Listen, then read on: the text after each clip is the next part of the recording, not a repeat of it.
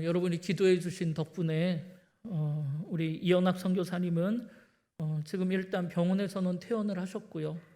통원 치료를 하면서 지금 많이 회복된 상태입니다. 그래도 숨을 쉴 때 아직도 가슴에 통증이 심하고 기력이 너무 쇠해져서 음식 냄새도 이제 냄새를 구별하지 못하는 아직도 어려움 중에 있는 것이 사실입니다. 따라서 여러분 계속해서 우리 선교사님 깨끗하게 회복시켜 주시기를 기도해 주시고, 아내 이정영 선교사님과 두 아들은 이제 거의 다 회복되어서 일상생활이 가능한 수준까지 되었습니다.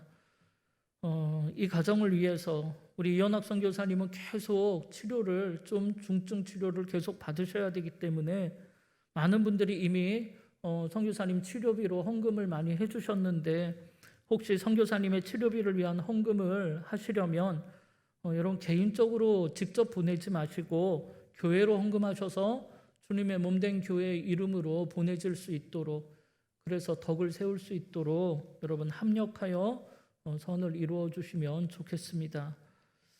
오늘 우리는 이제 여호수아서의 마지막 이야기를 살펴볼 건데요.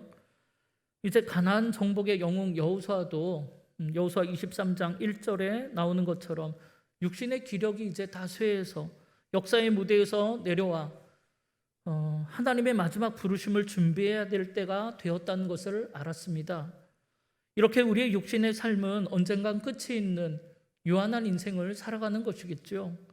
그렇다면 우리 모두도 언젠가 그날을 맞이하게 될 텐데요.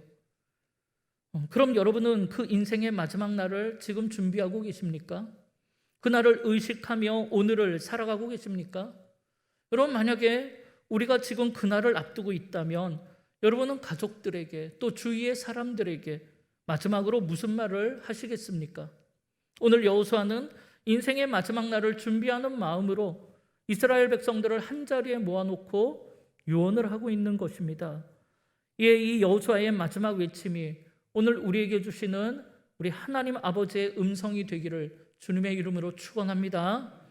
아마 지금 여호수아는 마지막 날을 앞두고 한자리에 모여있는 백성들을 보니까 오늘까지 말씀으로 인도하셔서 이 자리에 서게 하신 하나님의 은혜에 감격의 눈물을 흘렸을 것 같아요. 애굽에서 태어나서 평생 노예로 살아갈 줄만 알았는데 모세를 따라 출애굽하게 된 일부터 시작해서 가데스 바네아에서 지파 대표로 뽑혀 가나안 땅을 정탐하던 일도 생각나고, 또 뜨거운 광야에서 40년간 훈련받던 일, 넘칠거리던 요단강을 믿음으로 건너던 일, 길갈에 신앙의 기념비를 세우고 할례와 유월절 제사를 회복하던 일, 그리고 가나안 첫 번째 전투인 여리고성을 무너뜨리던 일, 또 자신에게 주어진 가나안 정복의 사명을 위해 지금까지 아주 치열하게 싸웠던 일들이 다 생각날 거예요.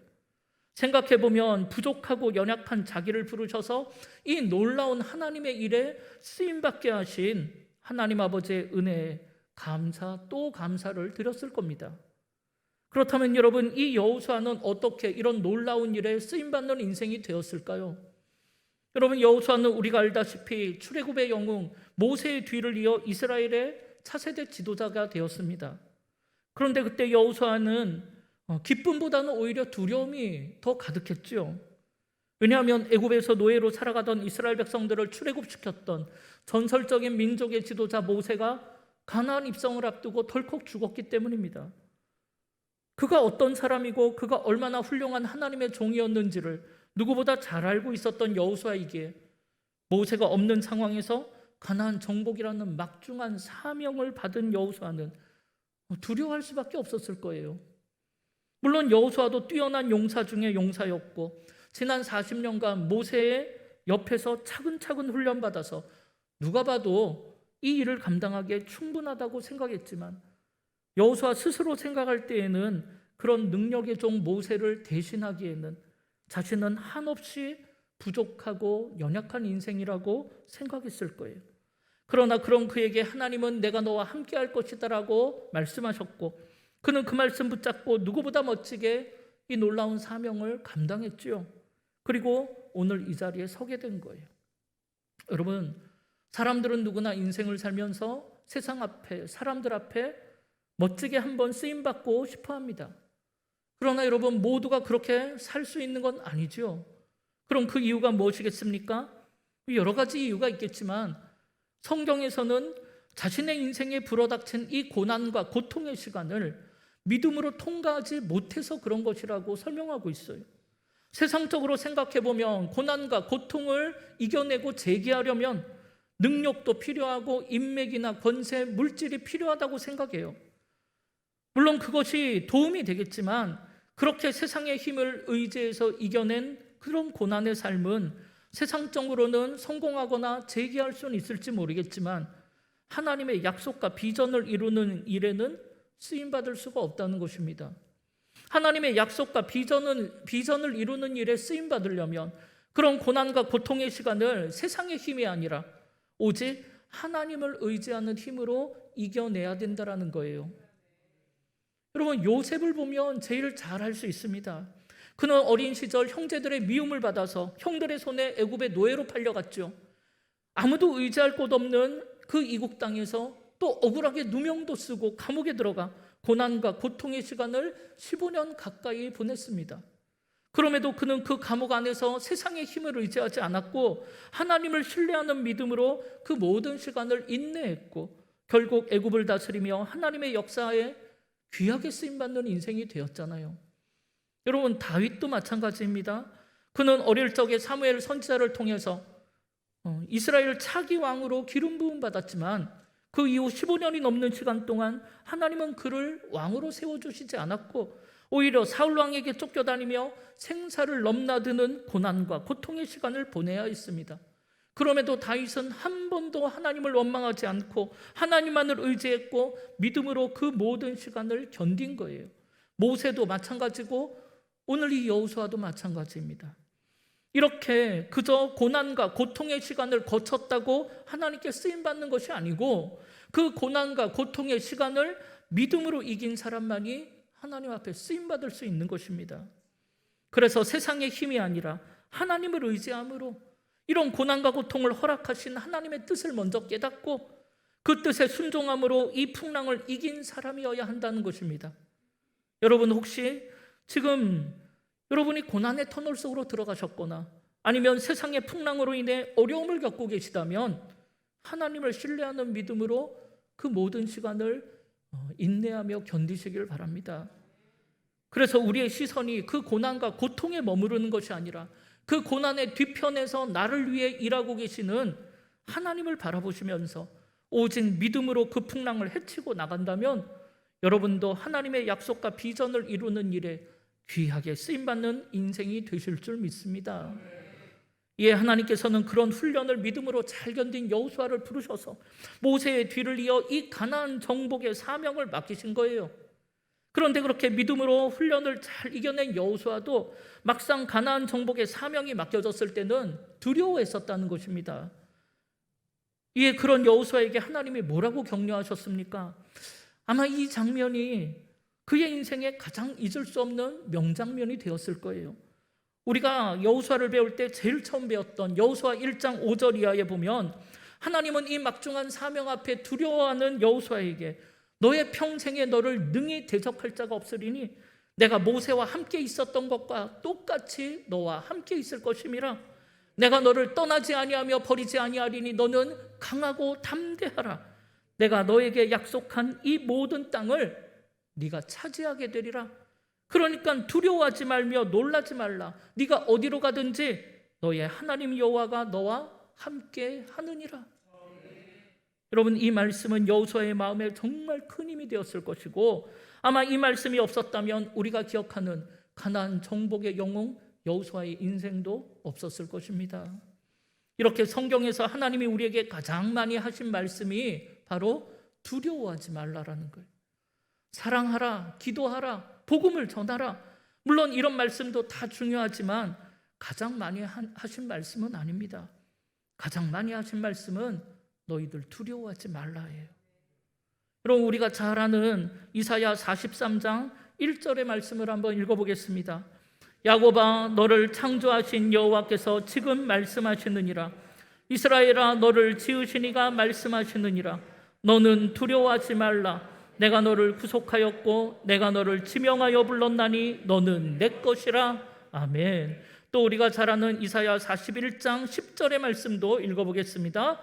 두려워하지 말라. 내가 너와 함께함이라. 놀라지 말라. 나는 내 하나님이 됨이라. 내가 너를 굳세게 하리라. 참으로 너를 도와주리라. 참으로 나의 의로운 오른손으로 너를 붙들리라. 아멘. 여러분, 이런 말씀은 오늘 우리에게도 유효하며 그때 하나님은 오늘도 변함없이 우리를 지키시고 붙들어 주실 줄 믿습니다. 이렇게 하나님은 우리에게 늘 두려워하지 말라라고 말씀하세요. 그럼 여러분은 지금 여러분의 마음에는 어떤 두려움이 있습니까? 여러분, 이런 코로나의 상황으로 인하여 두렵습니까? 물질의 어려움이 여러분을 두렵게 합니까? 건강의 문제, 자녀의 문제가 걱정, 근심으로 남아 있습니까? 그런데 여러분, 두려움은 사탄이 주는 마음이라고 했잖아요. 그래서 두려움에 사로잡히면 하나님을 잃어버리게 돼요. 그러면 하나님이 주신 사명 감당할 수가 없습니다. 그것이 가정을 향한 사명이든 교회를 향한 사명, 일터를 향한 사명이든 내 안에 두려움에서 먼저 벗어나야 여호수아처럼 하나님께 쓰임받는 인생이 되는 것입니다. 그러면 여러분, 그런 세상의 두려움에서 벗어나려면 어떻게 해야 합니까? 하나님께서는 여호수아를 부르셔서 두려워하지 말라 말씀하시면서 이렇게 권면하고 계세요. 여호수아 1장 8절을 한번 읽어보겠습니다. 이 율법책을 내 입에서 떠나지 말게 하며 주야로 그것을 묵상하여 그 안에 기록된 대로 다 지켜 행하라. 그리하면 내 길이 평탄하게 될 것이며 내가 형통하리라. 아멘.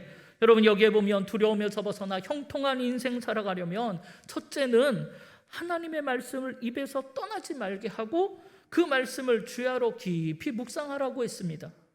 이렇게 성경, 하나님의 말씀은 입으로만 읽는 것이 아니라 눈으로만 보는 게 아니라 마음의 깊은 묵상을 통해서 날 향한 아버지의 음성을 깨달아야 한다는 것입니다.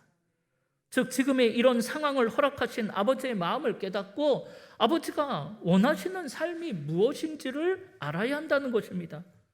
여러분, 인간이 아무리 똑똑해도 소용없어요. 결국 아버지의 뜻을 깨닫고 내 안을 말씀으로 가득 채운 사람이 최후 승리를 얻게 되는 것입니다. 또 그러면서 둘째로는 말씀을 묵상하여 아버지의 뜻을 깨달았다면 그 안에 기록된 대로 다 순종함으로 지켜 행하면 내 안에 두려움이 사라진다는 것입니다. 여러분, 공격이 최선의 방어라고 하는 말이 있듯이 뜻을 깨달았다면 좌로나 우로나 치우치지 마셔야 돼요. 뒤를 돌아보지 말고 즉시 순종해야 두려움에 사로잡히지 않습니다. 그런데 많은 사람들이 깨닫는 것까지는 참 잘하세요. 그런데 놀랍게도 깨달은 말씀대로 즉시 순종하는 사람이 없어요. 그러면 사탄이 가라지를 뿌려놔서 어느 걸 뽑아야 될지 모르는 상황이 벌어지게 되는 거예요. 그래서 그냥 지식으로만 깨닫는 거죠. 그래서 이론상으로는 청산유수인데 실제로 그렇게 살아본 적이 없기 때문에 늘 걱정, 근심, 두려움이 떠나질 않는 거예요. 물론 물질 만능주의의 법칙으로 돌아가는 세상 속에서 남들은 다 저쪽으로 달려가는데 우리만 말씀 따라 이쪽으로 달려가고자 한다면 그게 쉽지 않죠. 그러나 여러분, 아무리 힘들고 부담스러워도 그 길이 하나님이 말씀하신 길이라면 그 말씀으로 내 마음을 가득 채워야 흔들림이 없고 그 말씀을 꽉 붙잡아야 끝까지 그 길을 완주할 수 있는 힘이 생기는 것입니다. 여리고성을 7바퀴 돌라고 하면 확신 가운데 믿음으로 끝까지 돌아야 하는 거예요. 100세에 낳은 아들 이삭을 바치라고 하면 하나님의 약속을 믿고 이삭을 드려야 하는 것입니다. 여러분이 로마에 가서 복음을 전하고자 했던 바울을 보세요. 하나님이 로마로 가서 복음을 전하게 될 것이라는 말씀을 주시니까 그 말씀을 붙잡고 죄수의 몸이 되더라도 흔들림이 없잖아요. 그렇다면 여러분에게 주신 약속의 말씀은 과연 무엇입니까? 여러분은 지금 그 말씀을 기억하고 계십니까? 그 말씀을 붙잡고 흔들림 없이 살고 계십니까? 그런데 우리가 그걸 자꾸만 붙잡지를 못하니까 믿고 걸어가다가도 자꾸만 뒤를 돌아보게 되고 옆길로 빠지게 되는 거예요. 따라서 여러분, 이 길을 끝까지 완주하려면, 여러분 두려움을 이겨내려면 말씀을 묵상하고 깨달은 말씀대로 즉시 순종하는 것입니다. 그럴 때 모든 두려움을 이기고 약속과 비전을 이루는 놀라운 인생 살게 되는 거예요. 그래서 여호수아는 그때 자기에게 주신 하나님의 약속의 말씀을 평생 기억하고 평생 그 말씀을 붙잡고 살았어요. 그러면서 매일매일 순간 하나님과 깊이 교제하면서 때로는 실수도 했고 실패도 했지만 하나님 안에서 그것까지 합력하여 선을 이루는 인생을 살게 된 거예요. 따라서 지금 우리는 세상 속에서, 이 풍랑의 세상 속에서 스스로의 힘으로 홀로서기를 하는 게 아닙니다. 이 풍랑의 세상 속에서 말씀의 힘으로 하나님께 붙어서기를 하는 거예요. 포도나무이신 주님께 접붙인 가지로 살기 위한 훈련을 하는 거예요. 이를 위해 우리는 겸손하게 무릎을 꿇고 내 생각과 판단을 내려놓고 하나님의 말씀에 귀를 기울여야 합니다. 그리고 하나님의 뜻을 깨달았다면 그 말씀 앞에 자기를 부인하고 자기 십자가를 지고 주님을 따라가야 하는 거예요.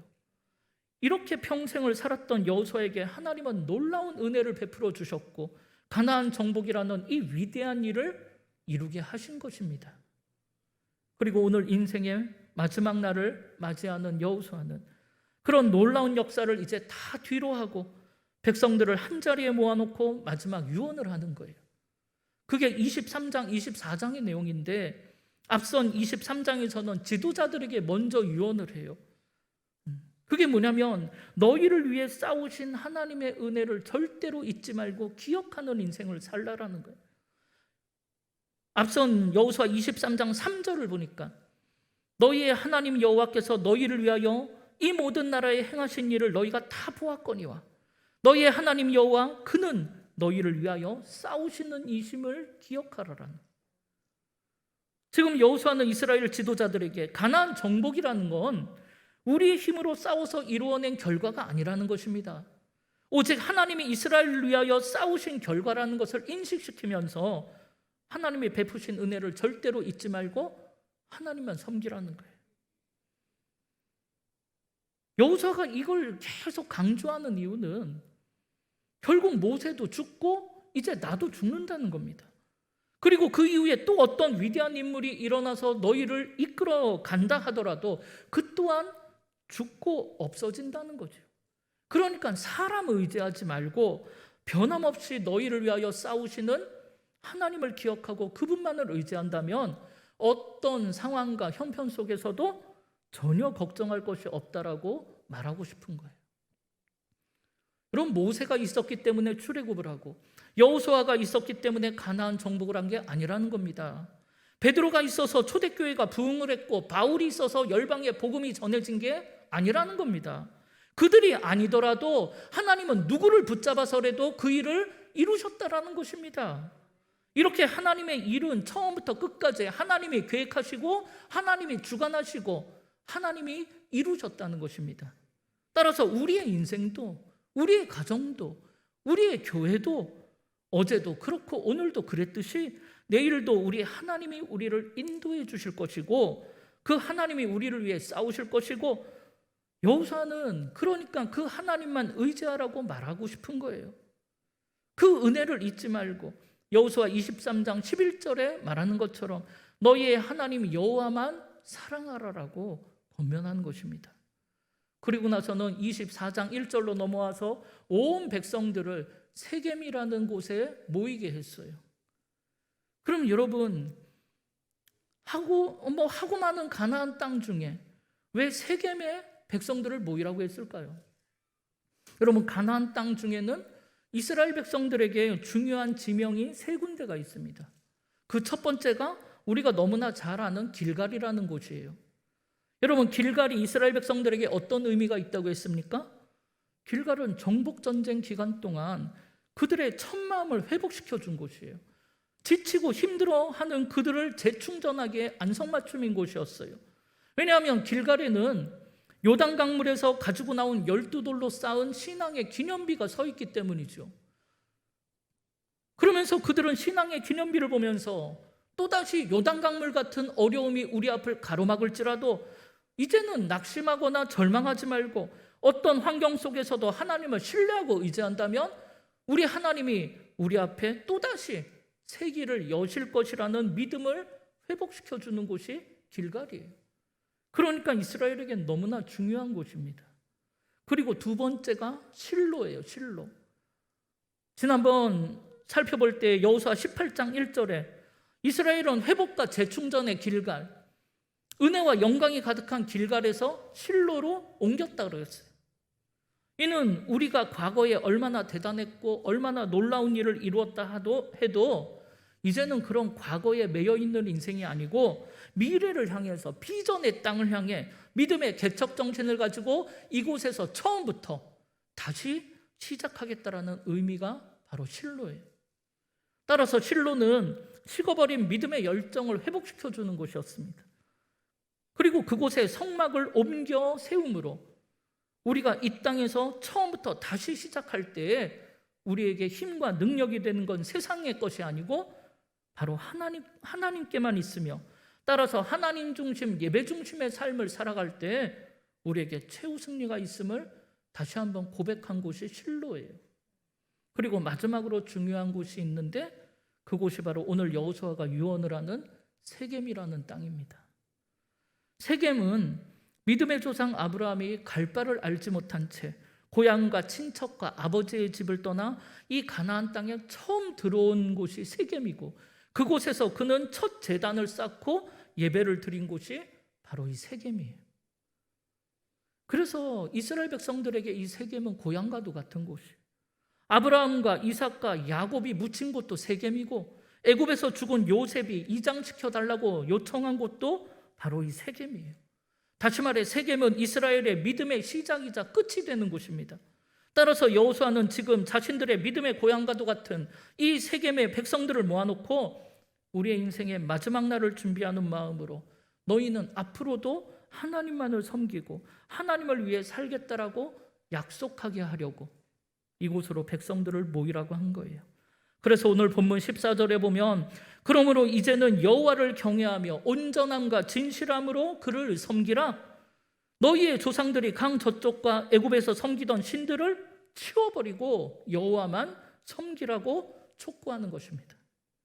그런데 여러분, 이 말을 가만 보면 여호수아가 뭘 강조하고 있냐면 여호와를 경외하며 온전함과 진실함으로 여호와를 섬기려면 내 마음을 차지하고 있는 이 우상을 치워버릴 때 가능하다라고 말하고 있는 거예요. 그럼 지금 이 예배하는 이 시간에도 내 눈을 가려서 주님을 바라보지 못하게 하는 것, 내 귀를 막아서 주님의 음성을 듣지 못하게 하는 내 마음에 어지러운 것이 있다면 그것이야말로 바로 치워버려야 할 내 삶의 우상인 거예요. 그럼 지금 여러분의 마음을 흐트러뜨리는 것이 무엇입니까? 주님을 바라보지 못하게 눈을 가리는 것이 무엇입니까? 물질의 문제가 걱정입니까? 자녀의 문제입니까? 아니면 미움과 분노로 여전히 남아있는 마음속의 상처 때문입니까? 여호수아는 오늘 우리에게 그것을 내 마음에서 치워버리지 못한다면 온전함과 진실함으로 하나님을 섬길 수 없다라고 말하는 거예요. 예, 그것을 나의 마음속에서 내 삶에서 치워버리고 주님께 내 마음을 온전히 드리라는 겁니다. 그럴 때 주님이 우리의 걸음을 책임지시고 인도하실 것입니다.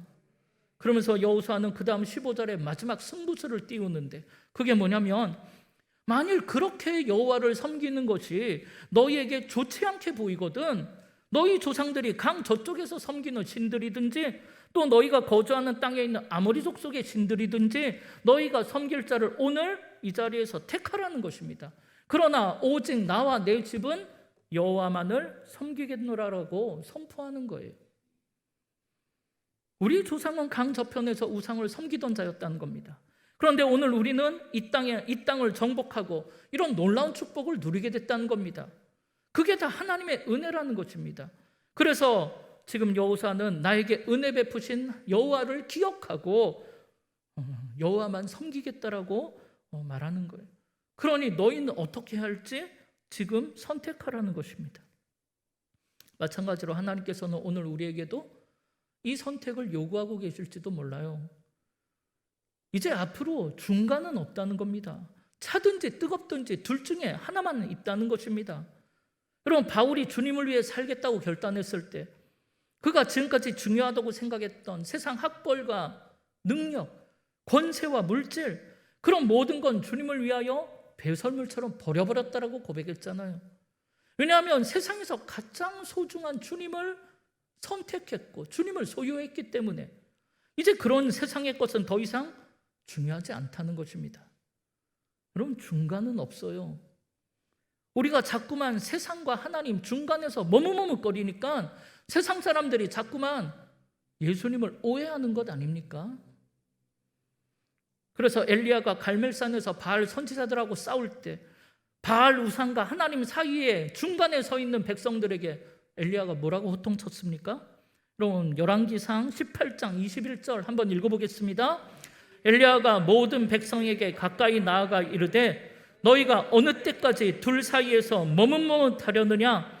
여호와가 만일 하나님이면 그를 따르고 바알이 만일 하나님이면 그를 따를지니라 하니 백성이 말 한마디도 대답하지 아니하는지라. 그럼 오늘 여러분도 세상이 여러분을 지켜줄 것 같으면 세상을 따라가십시오.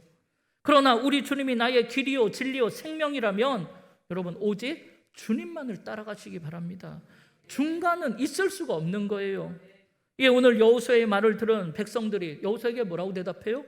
오늘 본문 16절에 보니까 백성이 대답하여 이르되 우리가 결단코 여호와를 버리고 다른 신을 섬기지 않겠다라는 겁니다. 그런데 여러분, 이런 놀라운 대답, 이런 여호수아가 생각했던 대답을 들은 여호수아가 뜻밖의 반응을 보여요. 그게 오늘 읽은 본문 바로 다음 19절을 보세요. 여호수아가 백성에게 이르되 너희가 여호와를 능히 섬기지 못할 거라는 거예요. 지금 백성들은 하나님만을 섬기겠다라고 고백했는데 이 말을 들은 여호수아의 반응은 거짓말하지 말라라는 거예요. 너희는 절대로 하나님을 섬기지 못할 것이라고 단정하는 거예요. 그럼 그 이유가 무엇입니까? 여호수아는 지금 너희들이 하나님만 섬기겠다고 말했던 그 이유가 문제라고 이야기를 합니다. 그럼 지금 백성들이 하나님을 섬기겠다라고 말한 이유가 무엇이었습니까? 오늘 본문 17절 18절을 보세요.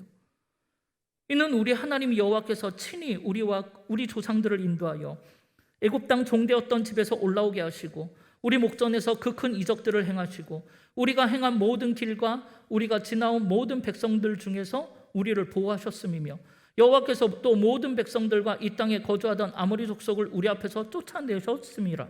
그러므로 우리도 여호와를 섬기리니 그는 우리 하나님이시니이다 하니라. 여러분, 그들이 지금 하나님을 섬기겠다는 이유가 뭐라고 합니까? 우리 목전에서 큰 이적들을 행하시고 우리를 보호하시고 가나안 족속 아모리 족속을 쫓아내 주셨기 때문에 내가 여호와를 섬기겠다라는 거예요.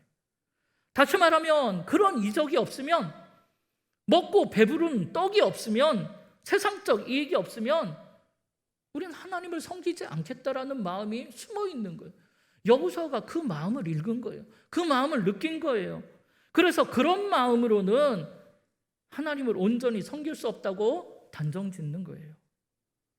그리고 안타깝게도 그들의 그런 마음은 얼마 가지 않아 현실로 드러나고야 말았지요.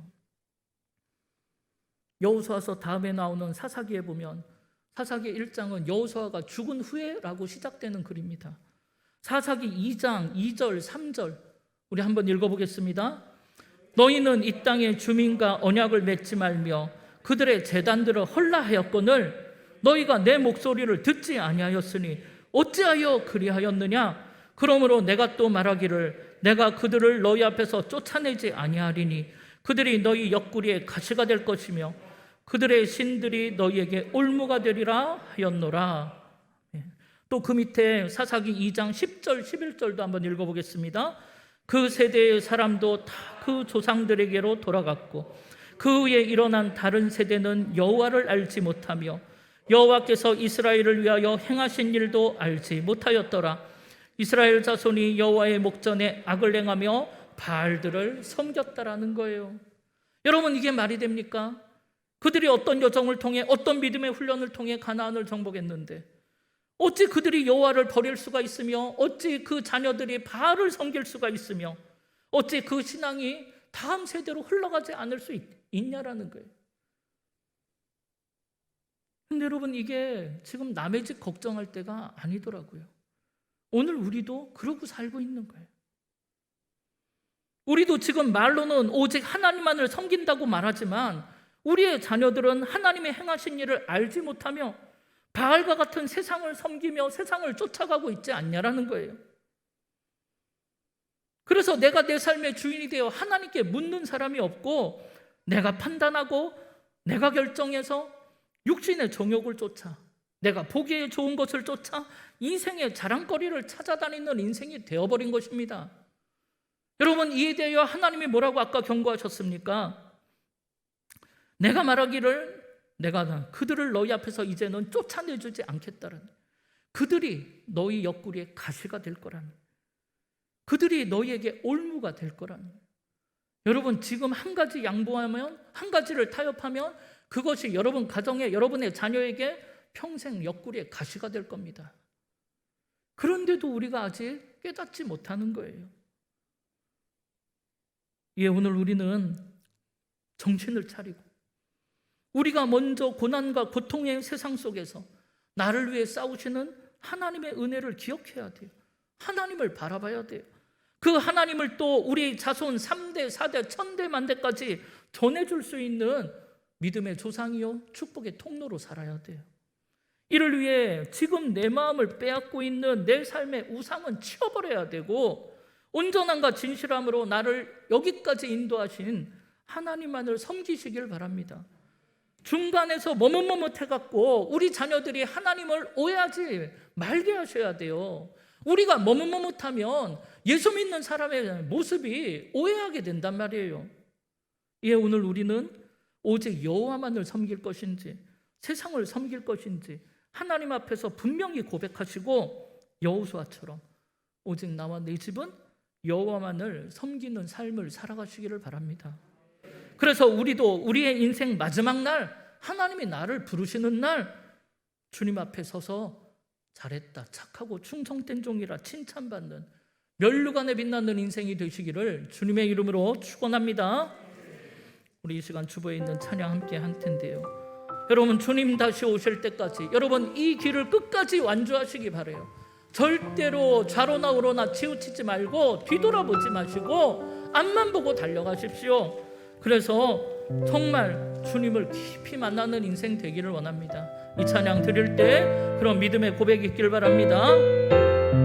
우리 함께 고백합시다. 주님 다시 오실 때까지, 주님 다시 오실 때까지 나는 이 길을 가리라.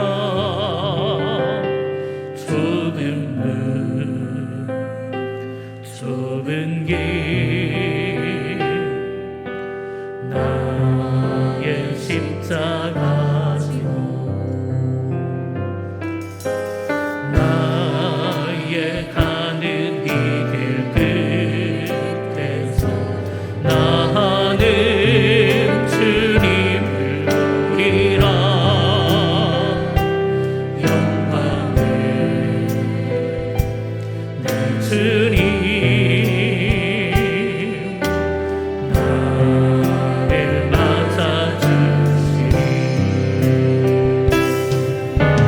주의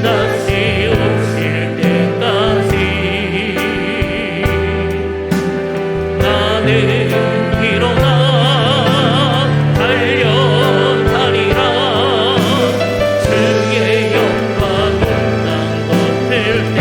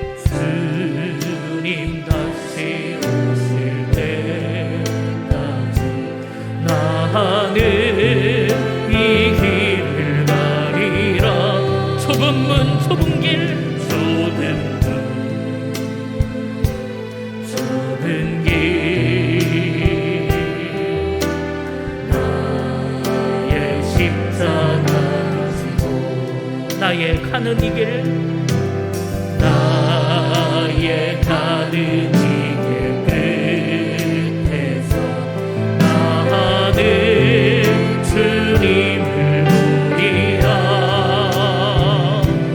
영광의 내 주님, 나를 맞아주시고 아멘. 주님 다시 오실 때까지 나는 일어나 달려가리라.